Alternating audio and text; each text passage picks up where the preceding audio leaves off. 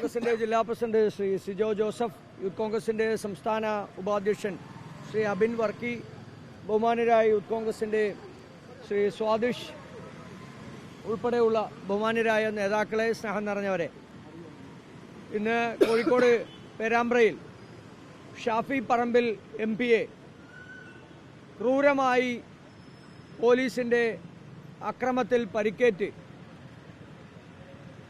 UDF പ്രവർത്തകരെ അതിക്രൂരമായി ആക്രമിച്ചതും നമ്മൾ ഓരോരുത്തരും കണ്ടു. അവിടെ ഒരു കോളേജ് യൂണിയൻ തെരഞ്ഞെടുപ്പുമായി ബന്ധപ്പെട്ടുണ്ടായ സംഘർഷമാണ് പേരാമ്പ്രയിൽ CPM DYFI ഗുണ്ടകളുടെ നേതൃത്വത്തിലുള്ള ഈ അക്രമത്തിന് കാരണമായത്. ഒരു കോളേജ് യൂണിയൻ തെരഞ്ഞെടുപ്പിൽ 10-30 വർഷക്കാലം SFIയുടെ ആധിപത്യത്തിലിരുന്ന ഒരു കോളേജ് KSU ഫുൾ പാനൽ വിജയിച്ചതിൻ്റെ അസഹിഷ്ണുതയാണ് ഈ കാണിച്ചത്. കഴിഞ്ഞ പാർലമെന്റ് തെരഞ്ഞെടുപ്പിൽ കേരളത്തിലെ CPMന്റെ ഏറ്റവും വിജയസാധ്യതയുള്ള സ്ഥാനാർത്ഥി എന്ന് കൊട്ടിയാഘോഷിക്കപ്പെട്ട ഭാവി മുഖ്യമന്ത്രിയാണെന്നൊക്കെ പറഞ്ഞ അമേരിക്കയിൽ നിന്നും ലോകത്തിൻ്റെ വിവിധ രാജ്യങ്ങളിൽ നിന്നുമൊക്കെ വലിയ അവാർഡുകൾ വാരിക്കൂട്ടിയ ടീച്ചർ അമ്മയെ പരാജയപ്പെടുത്തതിൻ്റെ കലിപ്പ് ഇപ്പോഴും മാറിയിട്ടില്ല എന്നുള്ളതാണ് ഷാഫിക്കെതിരായി നിരന്തരമായി ഉണ്ടാകുന്ന അക്രമം. ഷാഫി പറമ്പിലിനെതിരായി എത്ര പ്രാവശ്യമാണ് DYFI നേതാക്കന്മാർ വഴിയിലിറങ്ങുമ്പോൾ തടയുകയും അധിക്ഷേപിക്കുകയും പോലീസിന്റെ സാന്നിധ്യത്തിൽ വളരെ മോശമായ രീതിയിൽ തെറി പറയുകയും ഒക്കെ ചെയ്യുന്നത് നമ്മൾ ഓരോരുത്തരും കാണുകയാണ്. കേരളം എങ്ങോട്ടാണ് പോകുന്നത്? ജനപ്രതിനിധികളായിട്ടുള്ള MP-മാർക്കും MLA-മാർക്കും പാർട്ടി നേതാക്കന്മാർക്കും പുറത്തിറങ്ങാൻ കഴിയാത്ത രീതിയിലുള്ള അക്രമം ഭരണത്തിന്റെ തണലിൽ സൃഷ്ടിക്കുകയാണ്. ഈ ഗുണ്ടകൾക്ക് എല്ലാ ഒത്താശയും പാടുന്നത് കേരളത്തിലെ കാക്കിയിട്ട ചില തെമ്മാടിക്കൂട്ടങ്ങളാണ്. പോലീസ് ഉദ്യോഗസ്ഥന്മാരുടെ സാന്നിധ്യത്തിലാണ് ഈ അക്രമം മുഴുവൻ ഉണ്ടായത്. എത്ര ഗ്രനേഡുകളാണ് അവിടെ പൊട്ടിച്ചത്? എന്തിനു വേണ്ടിയിട്ടാണ്? പ്രതിഷേധ പ്രകടനം നടത്തിയ ആളുകൾക്ക് ഇടയിലേക്ക് ഗ്രനേഡുകൾ എറിഞ്ഞ് അവർക്ക് അസുഖമുണ്ടാകുന്ന തരത്തിൽ, ബുദ്ധിമുട്ടുണ്ടാകുന്ന തരത്തിൽ ഒരു ജനാധിപത്യ രീതിയിലുള്ള പ്രതിഷേധത്തെ പോലും ഭയക്കുന്ന ഒരു സർക്കാരാണ് കേരളത്തിലെ സർക്കാർ. എന്തിൻ്റെ പേരില? ഈ കഴിഞ്ഞ ദിവസങ്ങളിലെല്ലാം ശബരിമലയിൽ നിന്ന് വരുന്ന വാർത്തകൾ ഈ സർക്കാരിൻ്റെ ഏറ്റവും വലിയ കൊള്ളയെയാണ് സൂചിപ്പിക്കുന്നത്. സർക്കാരിൻ്റെ ഭൂമിയും സർക്കാരിൻ്റെ ഖജനാവിലെ പണവും കൊള്ളയടിച്ചതിന് ശേഷം ഇപ്പോൾ ഖജനാവിൽ 1 രൂപ പോലും ഇല്ലാത്തത് കൊണ്ട് ഭണ്ഡാരങ്ങളിൽ നിന്നും പള്ളിക്കുട്ടികളിൽ നിന്നും കൈയിട്ട് വാരുന്ന പണിയാണ് ഇന്ന് CPMന്റെയും ഇടതുമുന്നണിയുടെ നേതാക്കന്മാർക്ക്. കോടിക്കണക്കിന് വിശ്വാസികളുള്ള ശബരിമലയിലെ അയ്യപ്പന്റെ സ്വർണം മുഴുവൻ കട്ടെടുത്തു കൊണ്ടുപോവുകയാണ്. അയ്യപ്പന്റെ ദ്വാരപാലക ശില്പങ്ങൾ മുഴുവൻ കൊണ്ടുപോവുകയാണ്. സ്വർണം മാത്രമല്ല, ചെമ്പ് കിട്ടിയാലും കൊണ്ടുപോകും, ഇനി എന്ത് കിട്ടിയാലും കൊണ്ടുപോകും എന്നുള്ള അവസ്ഥയാണ്. അയ്യപ്പനെ കൊണ്ടുപോകാത്തത് ഭാഗ്യമാണ് എന്ന് മാത്രം ഈ വിശ്വാസികൾ കാത്താൽ മതി. അത് മാത്രം നിങ്ങൾ മനസ്സിലോർത്താൽ മതി. ഇത്തരത്തിൽ ജനങ്ങളുടെ മുമ്പിൽ അപഹാസ്യരായി നിൽക്കുന്ന ഈ സർക്കാരിൻ്റെ ആ മുഖം രക്ഷിക്കാൻ ജനപ്രതിനിധികളായിട്ടുള്ള ഷാഫി പറമ്പലിനെ പോലെ ജനപ്രീതിയുള്ള MP-മാരെ അതിക്രൂരമായിട്ടാണ് ആക്രമിക്കുന്നത്. ഷാഫിയുടെ മൂക്കിൽ നിന്നും വായിൽ നിന്നുമൊക്കെ ചോര വരുന്നത് നമുക്ക് കാണാൻ സാധിക്കും. ഒരു UDF പ്രവർത്തകന്റെ കണ്ണ് മുഴുവൻ കലങ്ങി ഈ പ്രദേശത്ത് കണ്ണിൻ്റെ ഒരു ഭാഗത്ത് നിന്ന് ചോര ഒലിക്കുന്നതാണ് നമുക്ക് കാണാൻ കഴിയുന്ന ചിത്രം. എങ്ങോട്ടാണ് CPM പോകുന്നത്?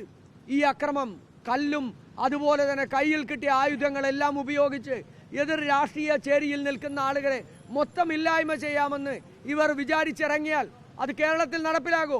അത് കേരളത്തിൽ നടപ്പിലാകില്ല. ഇത് ജനാധിപത്യ കേരളമാണ്. പശ്ചിമ ബംഗാളോ ത്രിപുരയെ പോലെയല്ല കേരളം. 10 വർഷക്കാലം പിണറായി വിജയന്റെ ഭരണത്തിലാണ് കേരളം മുന്നോട്ട് പോകുന്നത്.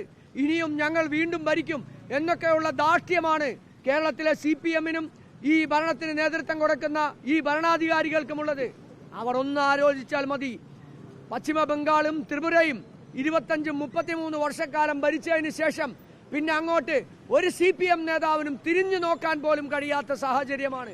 കേരളത്തിൽ 10 വർഷക്കാലം കൊണ്ട് ത്രിപുരയെ പോലെ ബംഗാൾ പോലെ മാർക്സിസ്റ്റ് കമ്മ്യൂണിസ്റ്റ് പാർട്ടിയെ ഇത്രയധികം വെറുക്കുന്ന പാർട്ടി പ്രവർത്തകരുള്ള ഒരു നാടായി ഇന്ന് കേരളം മാറിയിരിക്കുകയാണ്. ജനപ്രതിനിധികളായിട്ടുള്ള ആളുകളെ ക്രൂരമായി നടു റോഡിൽ ആക്രമിക്കുക, അധിക്ഷേപിക്കുക, അവരെ വഴിയിൽ തടഞ്ഞു നിർത്തുക, ഇത് ജനാധിപത്യ കേരളമാണെന്ന് പിണറായിയും കമ്മ്യൂണിസ്റ്റ് പാർട്ടിയും ഓർത്താൽ നല്ലത് എന്ന് മാത്രമാണ് ഞങ്ങൾക്ക് സൂചിപ്പിക്കാനുള്ളത്. കോൺഗ്രസ് പ്രവർത്തകരെ, കോൺഗ്രസിന്റെ ജനപ്രതിനിധികളെ തെരുവിൽ തല്ലിയിട്ട് ആരെങ്കിലുമൊക്കെ ഈ തെരുവിലൂടെ സഞ്ചരിക്കാമെന്ന് കരുതുന്നുണ്ടെങ്കിൽ അവർക്ക് ഈ റോഡിൽ കാലുകുത്താൻ പോലും മെട നൽകാത്ത രീതിയിലുള്ള അതിശക്തമായിട്ടുള്ള പ്രതിഷേധം കേരളത്തിലെ കോൺഗ്രസും യൂത്ത് കോൺഗ്രസും ഉയർത്തും. ഒരു സംശയവും വേണ്ട, അത്തരത്തിലുള്ള നടപടികളിലേക്കാണ് നിങ്ങൾ മുന്നോട്ട് പോകുന്നത്.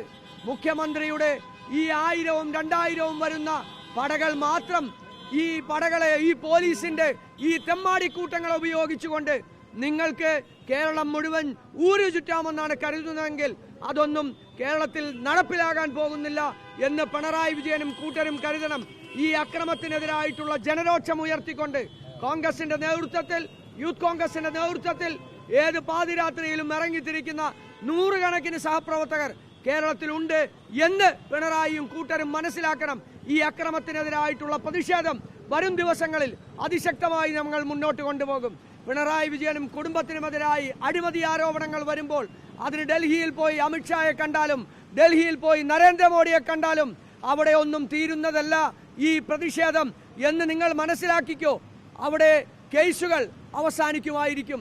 പക്ഷേ കേരളത്തിലെ ജനങ്ങളാണ് ഈ പറയുന്ന ഈ അഴിമതിക്കെതിരായി, ഈ ജനവിരുദ്ധതയ്ക്കെതിരായി മാർക്കിടാൻ പോകുന്നത്. BJPയോ നരേന്ദ്രമോദിയോ അമിത്ഷായോ അല്ല കേരളത്തിൽ മാർക്കിടാനും വോട്ട് ചെയ്യാനും വരുന്നത്.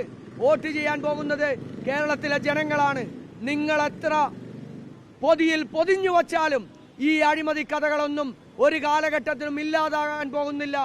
എത്ര കാലഘട്ടം BJPയും സംഘപരിവാറും ഈ രാജ്യത്ത് ഭരണകൂടത്തിന് നേതൃത്വം നൽകുമെന്ന് ഈ CPM നേതാക്കന്മാർ നിങ്ങളൊന്ന് മനസ്സിരുത്തി ഒന്ന് ആലോചിക്കണം.